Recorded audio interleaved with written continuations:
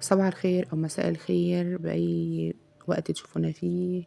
كل سنة وانتم طيبين بصحة وسعادة وسلام يا رب العالمين. رمضان كريم علينا وعليكم وعلى الأمة الإسلامية الأمة الإسلامية. ربنا يعيده علينا وعليكم بالخير واليمن والبركات. أحلى عيلة في الدنيا. حطوا لايك واشتركوا في القناة وفعلوا زر الجرس. بالله عليكم حطوا اللايك اللايك اللايك. ما تتخطوش الإعلان. كل سنة وانتم طيبين. عاملين ايه؟ وحشتوني وحشتوني وحشتوني. شوفوا احنا ديت كان جاي لنا ايه. صراحة كانت جايلي حتة لحمة، اللي هي ايه لحمة ضاني من ناس حبايبنا وكده من عند ابويا يعني. فقلت إيه، انا عن نفسي ما باكلهاش. تعالوا شوفنا عملناها ازاي، نشوف عملناها ازاي. بس عشان برضه اودي الريحة منها وكده. إن اللحمة الضاني طبعا كلنا عارفين بيبقى لها ريحة عاملة يعني فزة شوية كده، ريحة بتبقى الطعم باين فيها وريحة باينة فيها. قلت عشان اعملها. بصراحة شفت طرق كتير، دي الطريقة دي عجبتني.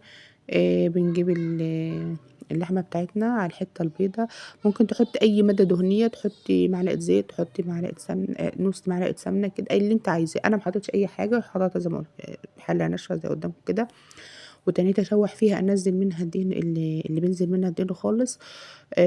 وحطيت لها ورق لوري وحبهان وجوز الطيب، حاجه صغيره كده بجوز الطيب وفلفل اسمر وربع معلقه كمون. بس مش هكتر اي بهارات، يبقى فلفل اسمر وكمون وجوز الطيب ورق لوري والحبهان. ما حطيتش بقى لا بهارات لحمه ولا الكركم ولا الحاجات دي كلها، لا قلت مش هكتر. حتى من كل حاجه حاجه بسيطه خالص. الفلفل يمكن مكتراه شويه عشان برضو ايه الريحه وكده. واشوح الحمد لله رب العالمين. واشوح معانا اللحمه عشان انزل منها ايه، انزل منها اللي هو السمين بتاعها او الدهن بتاعها، السمنيه بتاعها دي. اشوحها كويس لما خالص يكون قطعت معايا البصله والطماطمايه.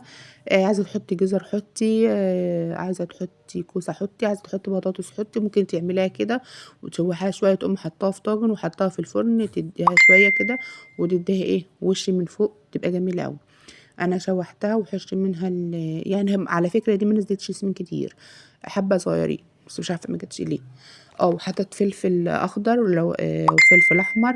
المهم لا في الوان عندك حطي، ما فيش عادي خالص. انا حطيت اخضر والطماطم، وكان عندي اللي هو الفلفل الاحمر الطويل ده، حطيت منه ايه نص واحده، مش حراق قوي. بس ما شاء الله الحمد لله الحمد لله كانت طعمها جميل قوي. انا الحمد لله ما اكلتش منها برضه، ما هي بتحبنيش خالص يعني. غليت ميه وكنت بحط شويه ميه شويه بشويه. اللهم لك الحمد يا رب العالمين.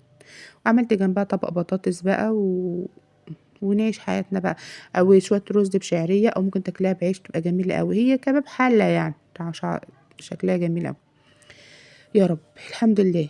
اللهم لك الحمد حتى ترضى، ولك الحمد إذا رضيت، ولك الحمد بعد الرضا. اللهم صل على محمد في الأولين، وصل عليه في الآخرين، وصل عليه في كل وقت وحين، وصل عليه في الملأ الأعلى إلى يوم الدين. يا رب يا رب. اللهم في هذا اليوم لا دع لنا ذنبا إلا غفرته، ولا مريضا إلا شفيته، ولا ميتا إلا رحمته، ولا مكروبا إلا فرجت هم وكرب، ولا مدينا إلا قضيت دين، ولا حاجة من حوائج الدنيا لك فيها رضا ولنا فيها صلاح إلا قضيتها يا رب العالمين. اللهم أتنا في الدنيا حسنة وفي الآخرة حسنة وقنا عذاب النار.